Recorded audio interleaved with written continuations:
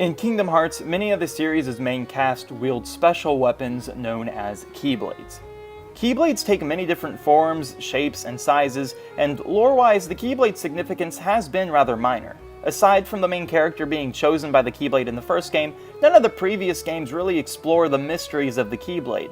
This pretty much all changed when the series took a turn into the mobile realm with Kingdom Hearts Unchained Key. Unchained Key is a mobile game where you're able to create your own character and battle Heartless throughout the many Disney worlds that are available to you. And plot-wise, the mobile game serves as a prequel to Birth by Sleep, which is the PSP installment of the series. And although, ironically enough, Birth by Sleep is actually a prequel to the first Kingdom Hearts game, so I guess that technically makes Unchained Key a pre-prequel, but I'll leave that up to you guys to hate me over.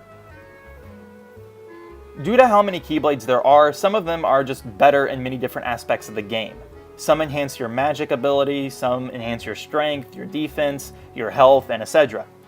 Gameplay perks aside, very few Keyblades actually are plot relevant, and in this video we're going to be talking about plot relevant Keyblades and their impact within the lore of Kingdom Hearts thus far.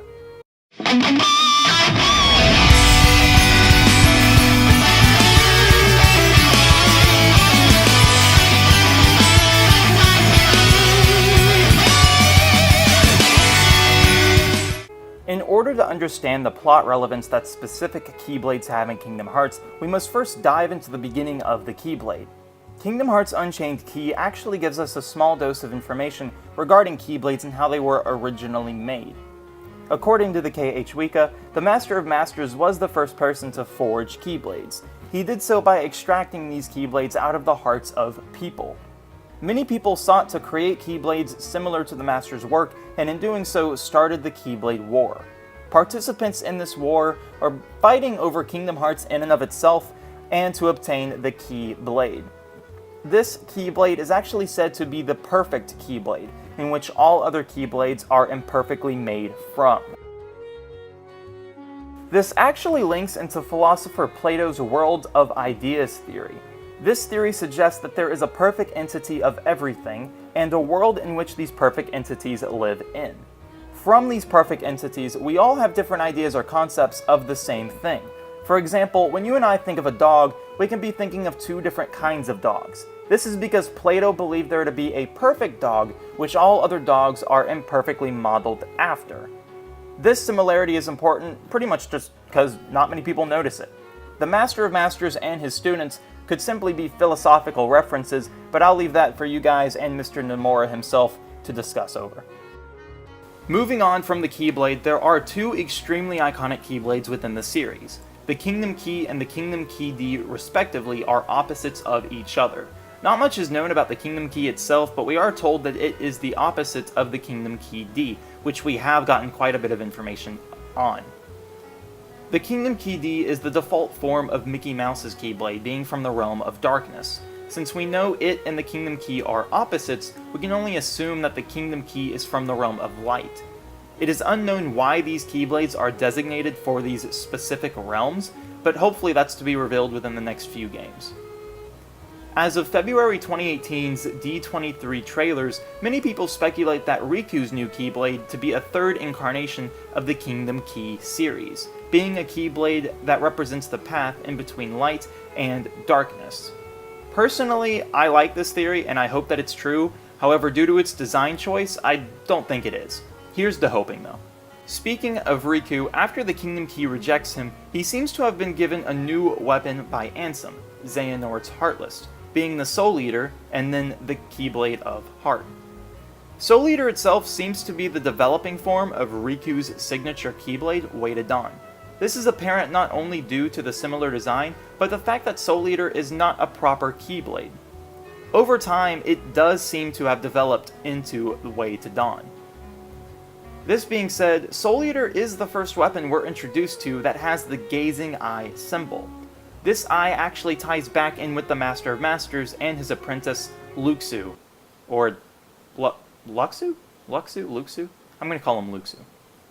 Now, remember when I mentioned that the Master of Masters can extract Keyblades out of people's hearts? Well, he did that to Luxu.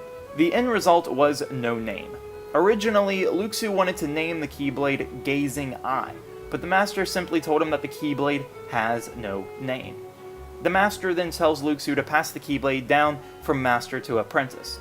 And many fans speculate that Luxu gave the Keyblade to Xehanort, or Xehanort stole it from him, but either way, Xehanort is the current wielder of the Keyblade.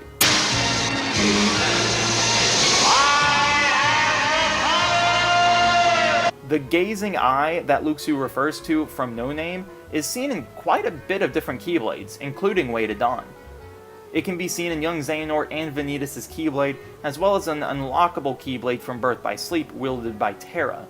All of the Master of Masters' apprentices, the Foretellers, actually also have this symbol in their Keyblades keychains as well. Looking back at the extract Keyblades from Heart ability from the Master, we actually have seen this process been done before as a key plot point of the game, but in the reverse order. In the original Kingdom Hearts game, Sora sacrifices himself using the Keyblade of Heart to free Kairi. With this process, the Keyblade releases Sora and Kairi's heart, in turn creating a heartless form of Sora, as well as a nobody form of Kairi and Sora both alike. I bring this up because the Keyblade of Heart is a Keyblade that extracts out hearts, a similar process to the Master's method of creating Keyblades, by extracting the Keyblade out of their hearts. Heart extraction is also seen in Birth by Sleep, where Xehanort attempts to extract the darkness in Ventus's heart in a flashback, in turn creating Vanitas. Fans speculate that the Keyblade of Heart is a Keyblade that fits into one of three categories: the Keyblades of Worlds, the Keyblades of Light, and the Keyblades of Darkness. I've already pretty much touched upon the whole Keyblades of Light and Keyblade of Dark, but the Keyblade of Worlds are essentially Keyblades you get from completing a world or mission within the games themselves. I assume the popular idea is that the Keyblade of Hearts fits into either the Keyblade of Dark category, or both it and the Keyblades of Light. If this is the case, then I assume this is also where Riku's Way to Dawn Keyblade would be categorized. So to recap, we have the Kingdom Keys.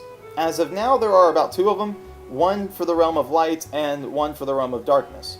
Both seem to have some sort of role or higher purpose to play regarding their realms, given to them by either the Master of Masters, Forger of Keyblades, or the Keyblade itself. Then we have the Gazing Eye series of Keyblades. Keyblades with this eye seem to have a connection to Xehanort or the Master of Masters. Many people are seen with this trademark, the majority of which have been within Dark Temptations, so it could mean something. I know that we've pretty much covered a lot more than just those two things, but that's basically all of it in a nutshell. So I hope you guys enjoyed the video, and if you like stuff like this, be sure to let me know. That being said, peace out, guys.